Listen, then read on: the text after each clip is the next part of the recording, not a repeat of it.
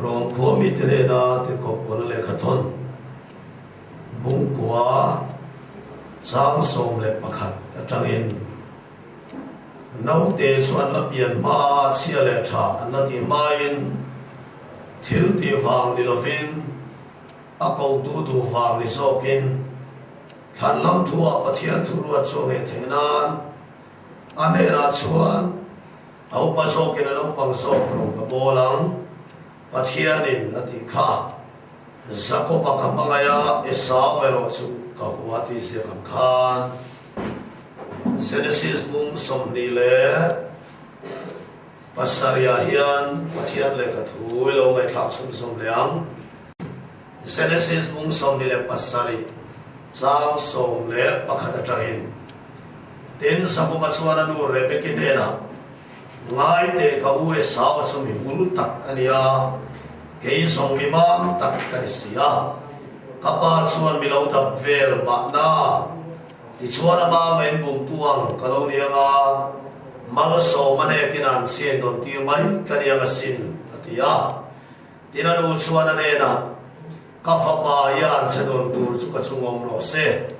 ka thu som la mi vala mai ro atia lam pa thu kan satan mal som se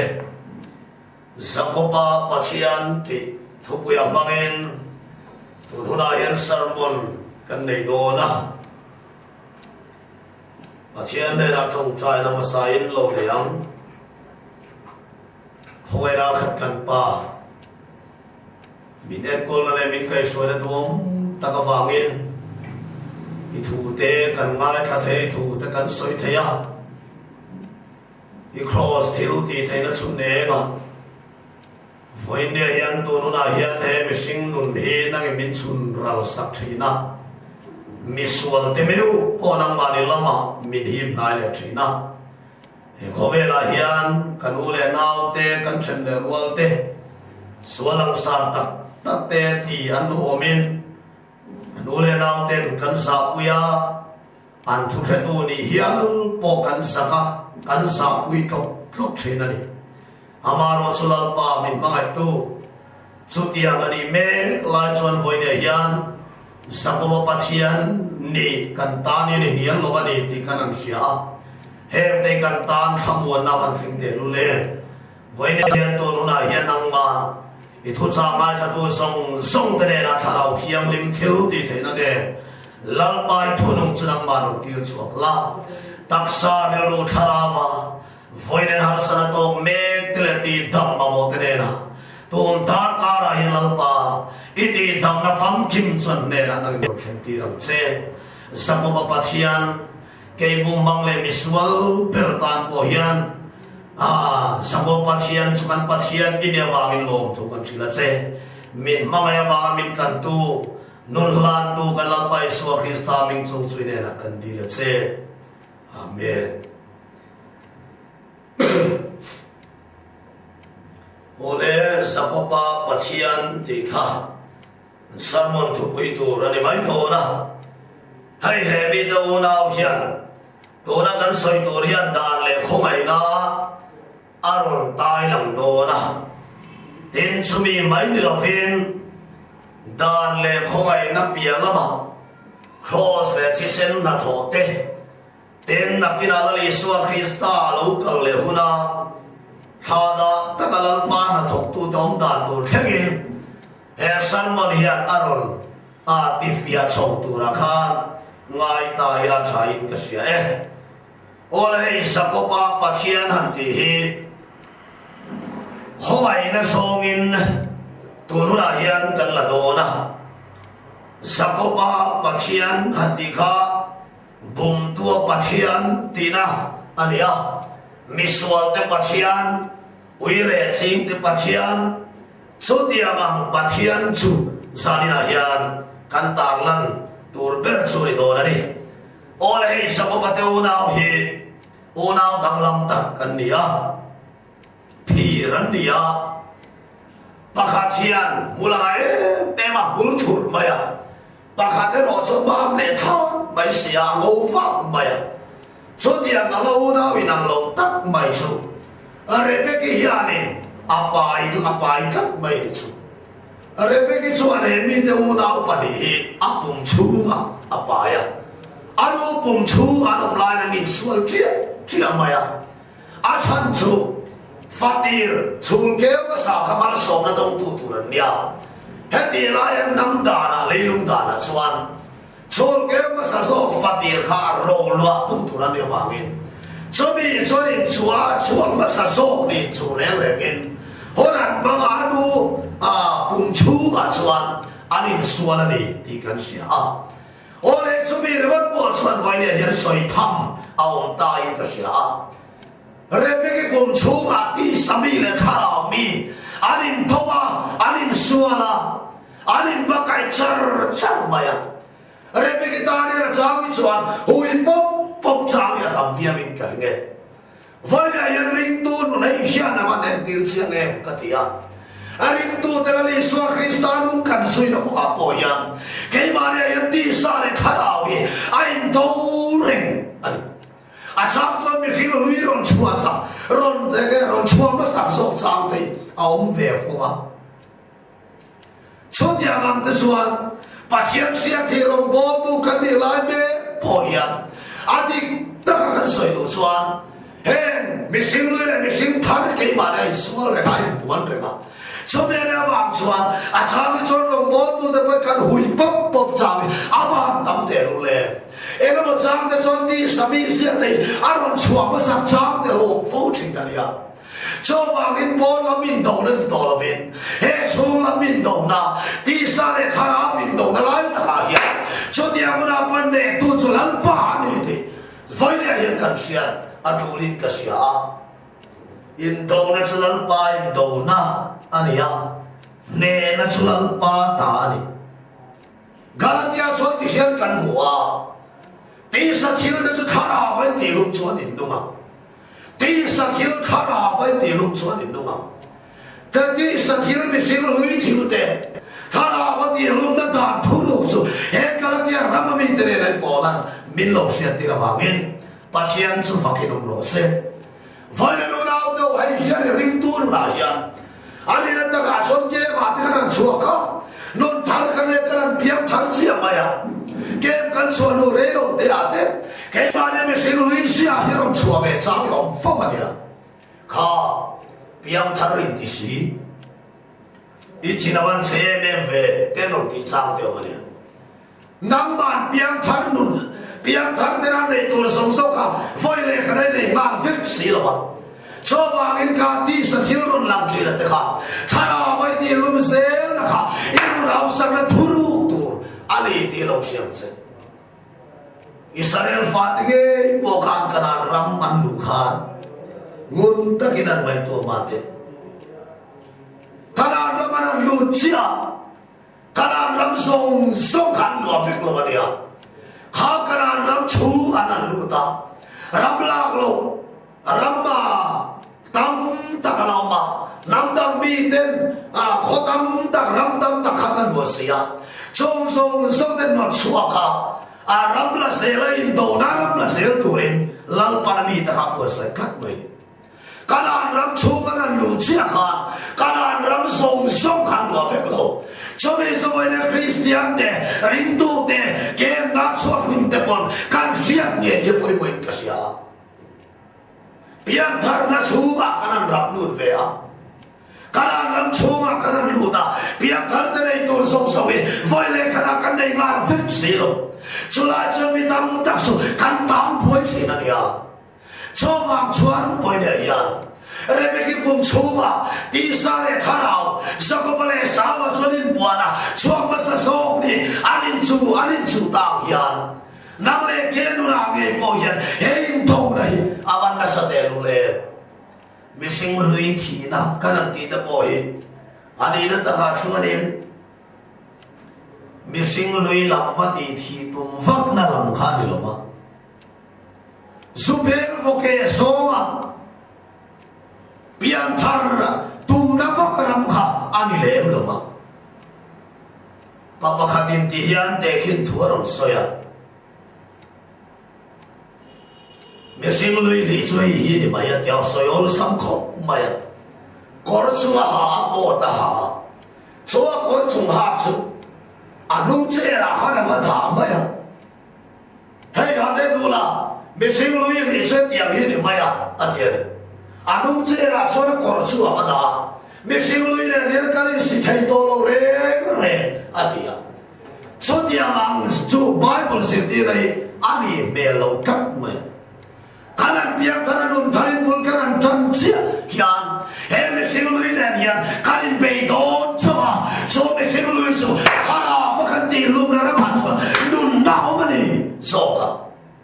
so wang chuan khang thil sual la ka khan kan me sing lui la ka khan ke mani kan thi so na ram sel kha voinen kan me na nun chu alo ni do na ni chu bo lali suwa kristaron kalle khen hian su dei ti re me ngam pon tum mai na kan ra ma ko hian a rem don chuang lo chok se ko e ngam pon ti rem tum mai la rem don chuang lo e suaron kalle khen a tam ti don chong jaks la ka te su la ka te khove thil la ka te chuan nang le ti kristane na ti thi khen be kan ni to a so kan thi na wang chian chuan khove ne ni ti khang do na he me sing lui chi na boy sual lam ko a chuan chi toi ruan to ti ko po na chuan min lo ti mai ni so wang chuan ni voi dia hian u nau tu nang le ke a hian me sing lui le me sing than kha ai đâu reng anh thì xia la, à sáng xuân mình sinh ruin còn chúa mà sắc trang thế này phong, số tiền muốn à xuân mình tâm tắc thế số, mẹ mà ban aron bể năm rồi đi, ha piang thari thì sinh ngắt nghe khát yang khai chi, số vài ni thale ta ni khai tu le ta ni khát ni ruin leo năm ngày, mình tâm tắc cái sala lo man bệt lẹ chi na đi. So by the into the how to him the salema sala into the solar by donaria nere chupa chientani te ton pura lo siala lal pari ba sola ne sa se do tsere chu ole ti yani lu chile te mo rebe ki bum chunga no pang pani chorin swala so chuan ring tu nun I am tirani kantia ti chuan rebe ki bum chunga chang chuan phát triển này là chân vô chẳng đủ lên, bây giờ mà sao số cái đó này sao mà số, anh nuôi chuột cả, anh kéo hông ta, anh biếng chuột tập hông, mấy này chuột, cái sao mà cả, lấy nông ta na chuột thì phải đi cá sa, đi cá năn em mấy la, phát triển chuột kéo mà sao số, ba mươi số nó rầu loa tu tu rầu, rầu loa tu tu ba mươi số nó chẳng tu tu cả, anh đi à, đó na chuột thì sao mà cả ba mươi số na đông đông, mà rồi suy yếu xiang se, không ai đã đó na chuột thì số đông nó mới thì lại sa à tu nu na hiền, căn suy là tu lại nhau chuột đi, số ta chuột đi lệ, in tiếng Anh công bài tiếng, apa isa ka chuột ta ta lệ, mày Afapa so kau tani, kafapa lo kau tele, antian kau ta so ni sama so ta thau takin, apa pindan chunga an suang lu ta, kapa ifapa upa so ke sama kali engatane minti, apa ba so na vai lantani, apa chuan ti hian lo ti, kafapa kachi hun atheng don to, so bang chuan mal som sakadoni tu nu na hian. Mal ka som don che ithal bom te thal gul te chu la chuak la varam wa ta la sakhi min va ka sak la te chuan tui ta kri sia ba ka pin dan chunga iron choi lu ta mal ka som don che ria apa chuan an ti ta chuan le sa ba chuan tha tho takin athal bom te la thal gul te na tho thong no ne lai pelin sakhi pel tor chuan aram wa ta ni chu esa asu dan rama chang chua mal so na dom tu tu pathian le ka thua nge po ai ni sia nan thap ma se lo ngai na cho a ho kin na te a fatir ni na te a cha pui to ti lo xiang che lan pa chuan sia na cha a na sia ma ho vin za ko bum tu so ki ka ma ya e khai fatir sa ka huwa ni lan pa ti ni hayo lo ngai tha sia ma te e sa ma sin ram va tir siang na kin de wa kan ko ho le do ni o ramwakin thang tir vang tai la ardana man somna ro lua tu ni turin ngai ngam takin ramwakin thang chuak ta ni chu nakina kan ko huang chuda chuan le hoi la lim kha chu aron lang ve don chan ta ni chu sakop pum tu chu anu re be chu ana le vang maya awan lainat pasien rilu puin lalpa minta tangin afapa pum mammi sualaka an khir ta ni chu sakop ame poyen misual ni yaman khesiam te lul Terruat tereng kom na po do da he siya mi bumahat siya misual te siya mi tenan siya tera mi tenan mersek seka atan po hiyan akan luam lo Masa itu dia ngam misuanin man misuanin siya sa ko mabumduang so anela khoi na so ti lanin on don helai tak aro pui ka ti lai so dia ta so ne na nu chuan ti hian ti ta ni chu ka fa pa yan selon tur ka chuma mai ro so ka thu som la kel no paniran ro sil mi balala ti chuan tui takin ka lo sia mala ti chuan ipan pindan sumai soilu tama ipan malla lo som don seria antileta so da suarin le sakop pum tu chuan ama la maninen thina pamal sona dong kam nu ni ama mo tu rom bok silama awan mamam te lule ama le mainda mai ni su pane la lu khen tu nun ka ama mo chua tuma dap chua tuma amu thei silo so wa tu nai gil to ni got mai ni to nu na hian mu na du ta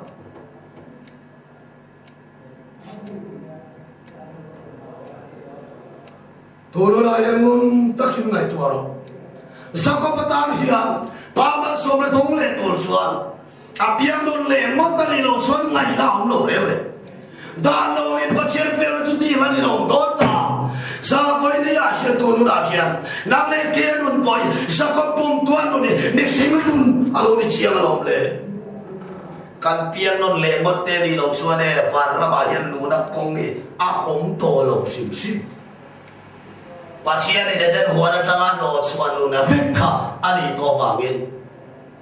lalpatan palalpane na pasien bal some thar changne turin kan piang non le matani lo suan kong ma to lo ma se dan lo wangiro dan lo wangin sakop pum to ne na cha khogai na chu ti lana om amen khoger ni sing de na chu ti lana om ta te awan boye katialo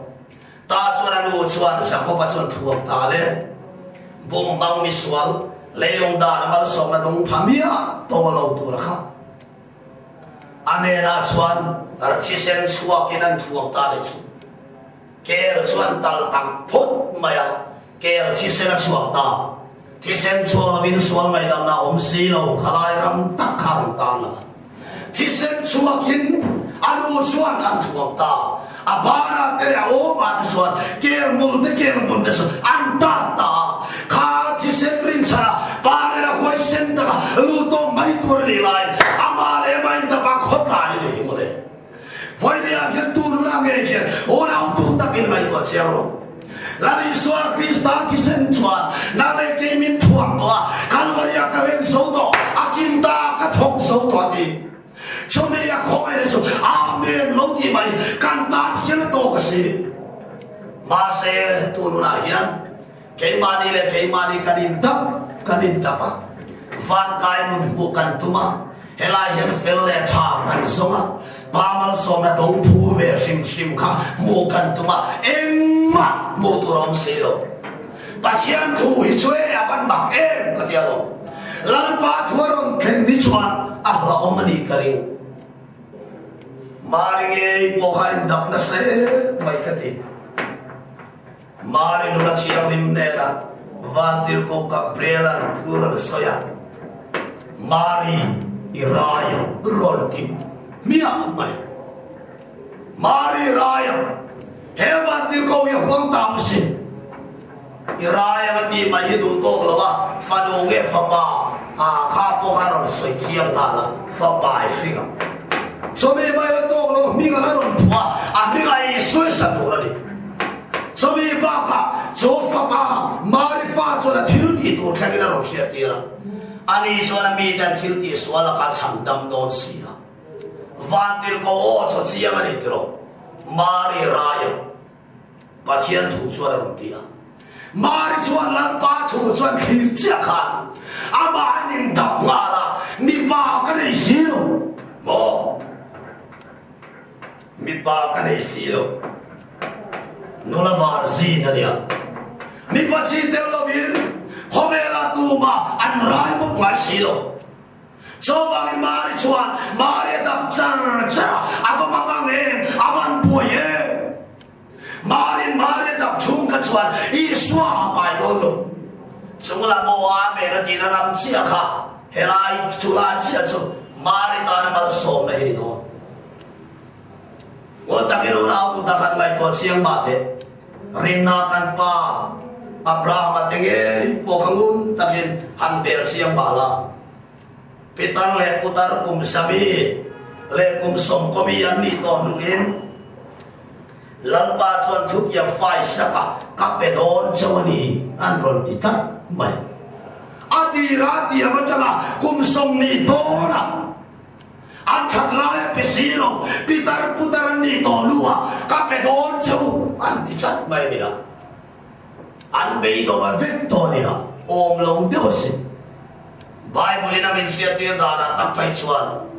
makan tilu tu kan nang enang he hoan lui kur maya ti maya chualayan bok pan lui kur mai o bang lo deu mai nia pitar hun huai vek to habal siu sang kul ke go to ne la fa ka pe ang chu lan pao yo ya man harem ka ti lo sari chuan sari ta pa abraham chuan abraham tak mai le e khai fan nei si thei lo kum sami kum som komi tu e rai om to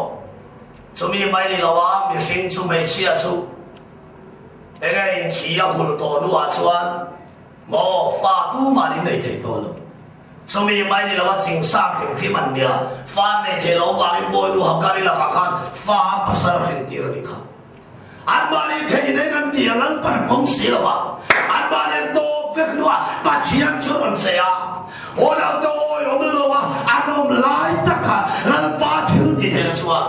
ron lia khwa tum kat mai ni chu isaka pai tur khan an fit to mi al lal pa yan an fit le fit lo lam ni al sungen lem lo wa lal pa yin choi mo ya du hi chuan aman ruwa te hi lal pa yan mege min ti dang lamin min ti thar te sur chuang lo wa Pachiari choi mo ya tum tak chuan aman ruwa tu te min ti to ma sa so ka lo ni lal pa su fa ke nom ro se Abraham le sari ge pervan tom to e khati de khan atar khan isaka tu pa tir tu melo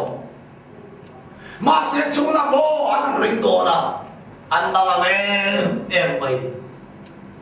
chula mo chuan isaka ka pe choro ti to sia an ma ni isaka pa khan sing chua kan pa le turin thei naung to bok si ma ni le ma ni nin dam anin dam mai ni Chobang chuan tu na hian ona tu takin mai to siaro khati mai te khan i omang khan khati te khan pathian na mang tu che ka hel tu che ni ka fit lo we mai ka chuti khati re su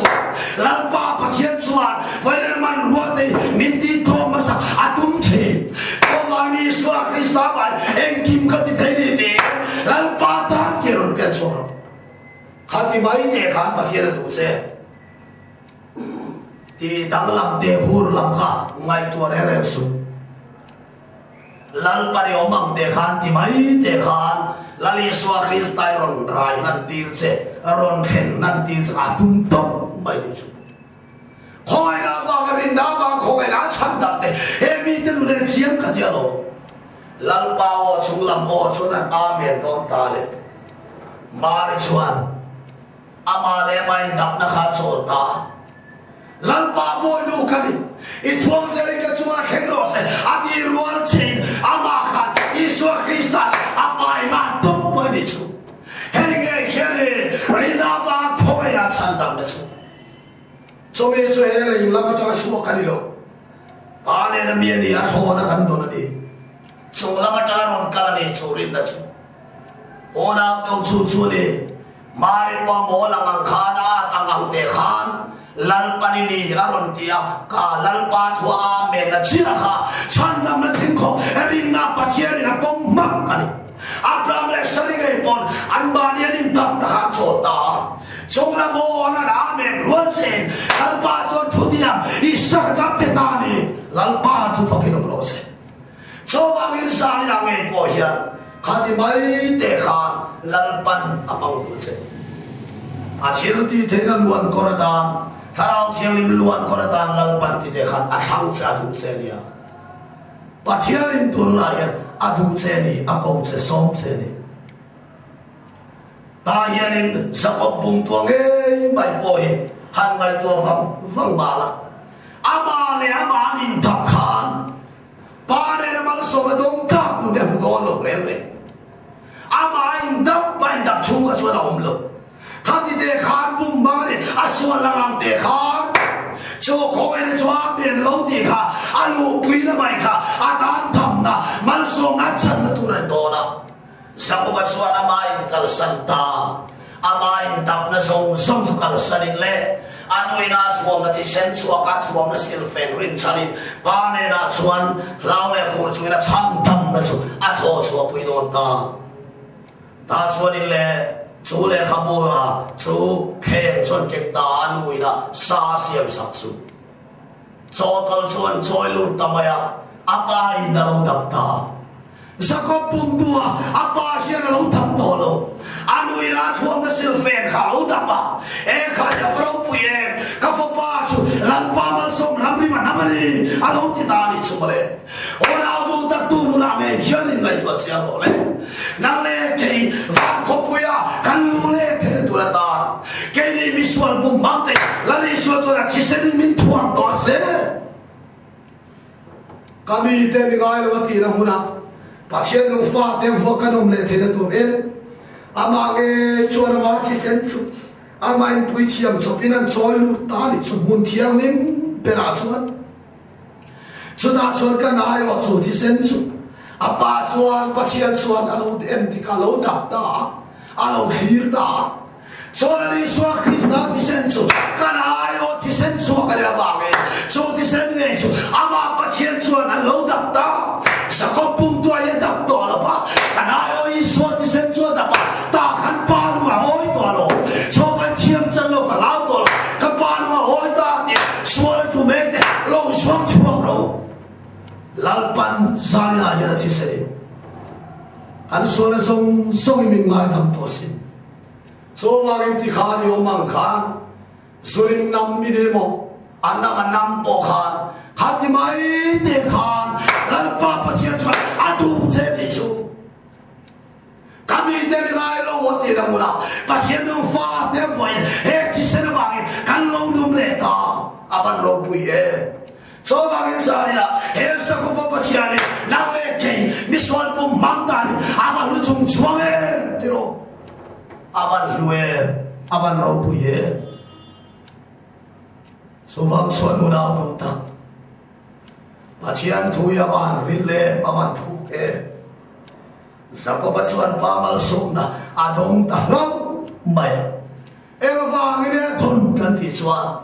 leilung ta nang ni lovin khoi na wang so khen da lo in pathian fel chu ti han na om ta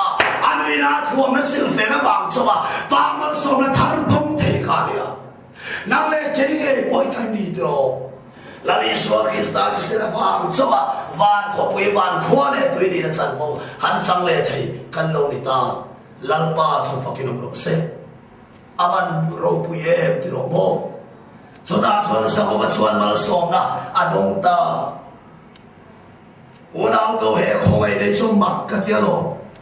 bom bang mi suan ni em sia chu tiang mi suan ni sia ta chu pathian ni tu na kan ra ba so ni te lo siang che lalpa si mai sa ho tu kha lalpa kain chui lu na tla ka ni lo lu na tla lo ngai te ne lalpa hi khen na tu maria tu la ya hiano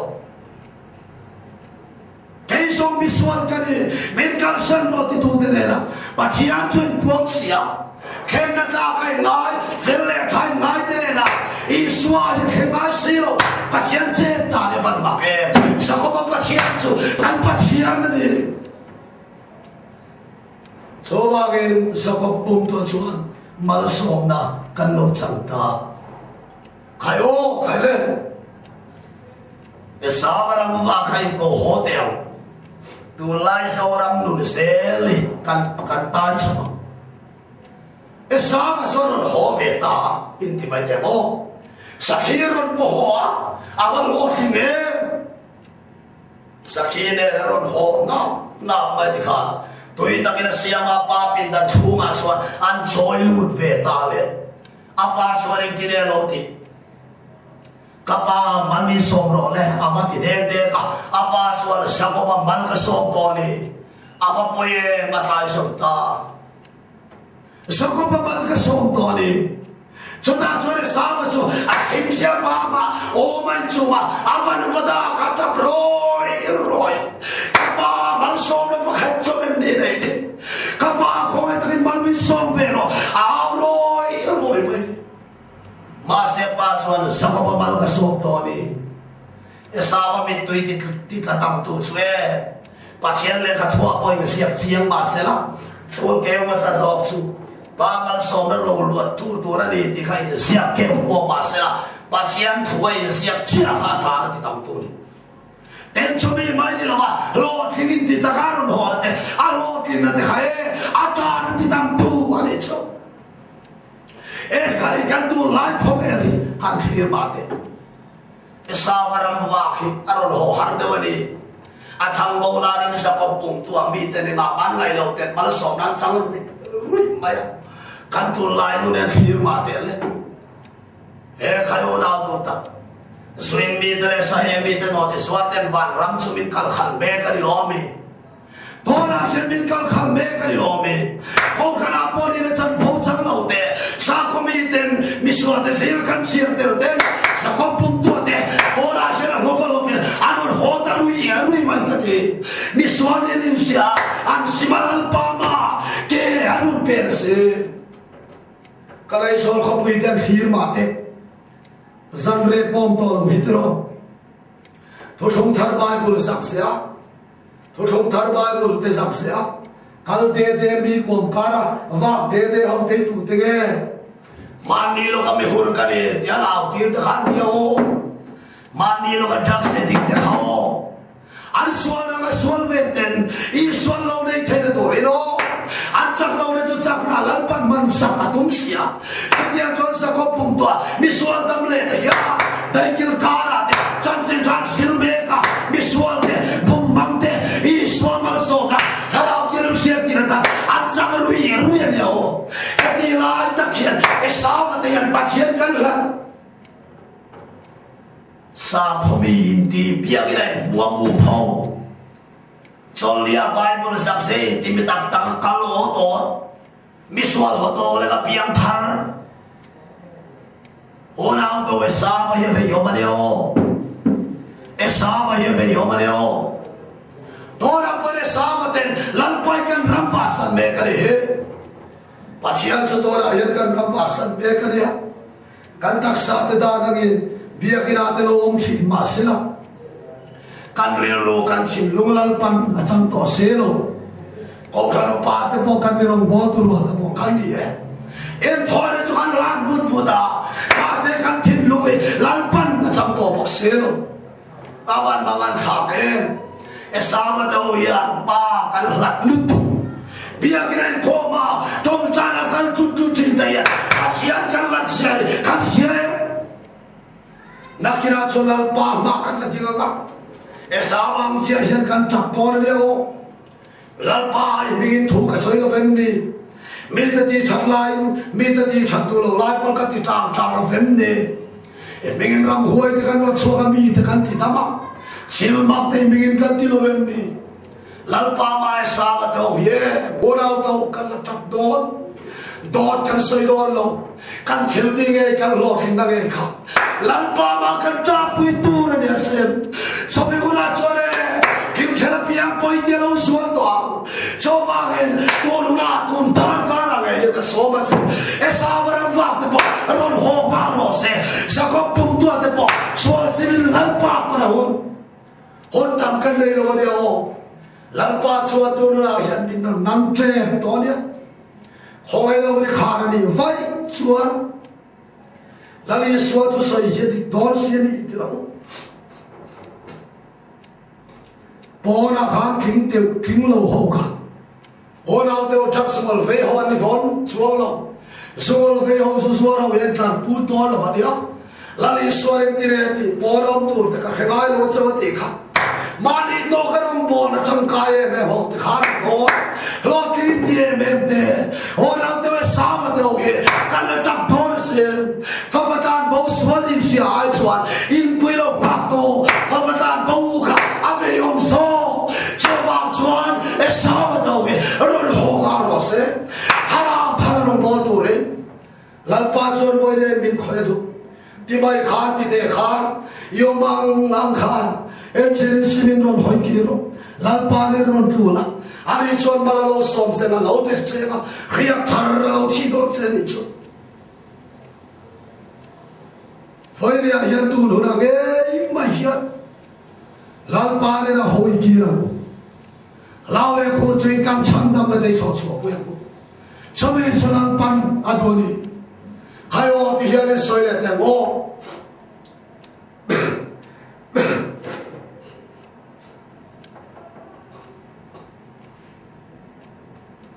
Sako palal para mga itan me bimmak katiro. Akan buksan liya, di sale karawa masoma tam adon to anuin, anakan bole lava bole. Lalpan penil mura tok tatsat may nicho. Nang leke inun hiyan tiam, sako panun hinun na diyan. Di sale karawa masoma siya sel, lalpan bur to anuase. Lalpa hilakan bosan le lalpa hilakan mangai che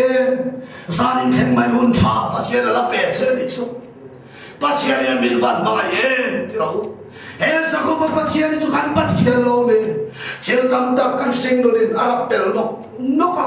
cho tiang cho sual wa la ho la to ser deu do to te po sual wa ming che na chi sang sang lo ming che to te ti sa le khara mal so na chang to lo va po le te po va le lan pa chuan mi lo sui se la ni hi mo le sa bo lui ka ya sa ko pum to le ale to ta so lan pa le na ni sei re sin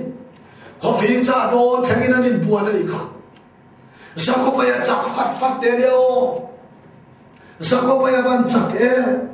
ta chore chak le song tu ti chi ti la ong ta a chak le chu ti chi ti la ong ta chu ta chuan in le sa ko pum to mal pui ru chu to so me pel song sa pi la ong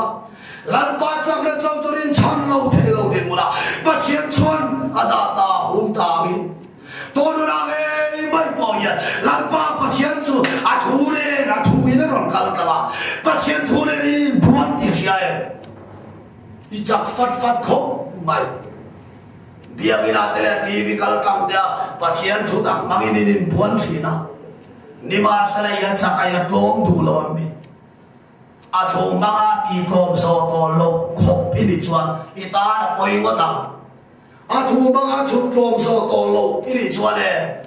lang pa ti tlom na tur chen man ruwa chu a rol ngo tin karing to chawang tak chon to nu la yin ngai to chiang che sa ko page poi he penial bunai atom ta al pa chak le chong to rin chak ai surrender ona to ban phar ta le chu to no la ge mai poi lal pa ma trom ro lal pa chak le chong to rin cham tu rin lal pan to nen som che ri to na hian trom ra la vikla in muan pong na so ka I tom na so na pathian chu lo moi do ra de chu lalpa chu pakelum ro se Sapok lui kaya penial munange mai kan ti thomin ti saklovin alawong ta khalai munange khanani lalpan sakobaka ming tharra lo pekta Israel anti tongse pathian lalfa pathian ro lo puitun diktak cho chan volu tak ming thar chu lalpa chu sakobai lo pekta ni chu choba ne sermon pakhat kal tang bo hian lo thom mai ro Idi tin day kia rin to la bang Home na kaan chin ka To na chot ti chak lo bin ong ta Lang pa du som ti to rin Patyan rin chan to rin Keron pedron ding chuk mero Lang pan na som se ni Patyan ni na kong se ni He penial muntaki Lang pan nang leke May ni lang kan rampung pui Patyan ni na min manang na ni Ti siyang o Bethel mun sako pana kalpel vektoa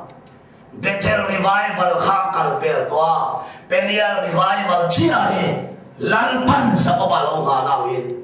nang leke Bethel mun amin khoi na kha tok lowa he Penial mun a chian khoi ta na khoi nom na mi sing lui ti thina chu khoi ta na kan sa ngai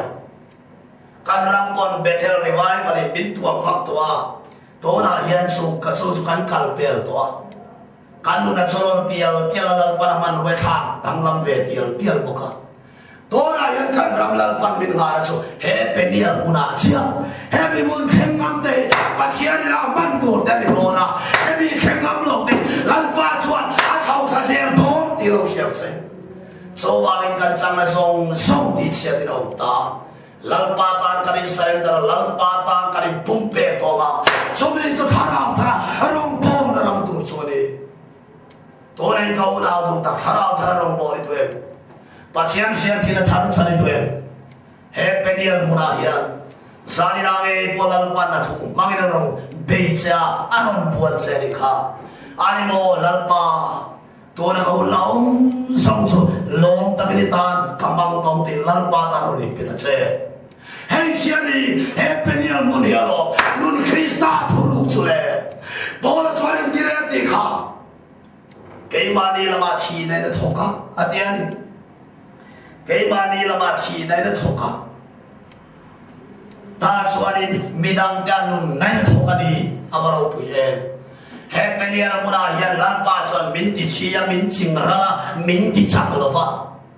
so kan china tangarong kanan bol chia kha lan pa chuan na lo tinong china midang ten mal som na chang china no so wa le penial muna khoi non lo rong bo Pathian dia na chol te mercia he penial kalkara lalpanami kalkara khoi tam te chong mi na cho honnuwa pathian dia thi to ta chon ne cho ang chon tu na ge mai po ya mani chandarin chan lo vila million le mero pui ta chak na ni lo vin lalpa chou rin na matila lalpa chuwa chak na ni tin sanina tu na hian lalpa ta ni petharamo Zango pathian chu kan pathian ani Zango pathian chu kan pathian ani Nangbong bang le kay hel mang thin tan po yan Zango pathian chu kan pathian ani siani Tunu na hinu na tu tak He pathian tu nga chatu song tau To lang e pansimin lalpa nila ron hoy kirang cho Lalpa yung binsa po ilo way mga visual po nila At si sinabangin mo yan siyang chang kanlong nito Tara rong bola Tichunga anungso niya Tichunga rong boto to rin Sari kang yan lalpatan in lantan te Lalpa na tukan sa tanbal somrose Amen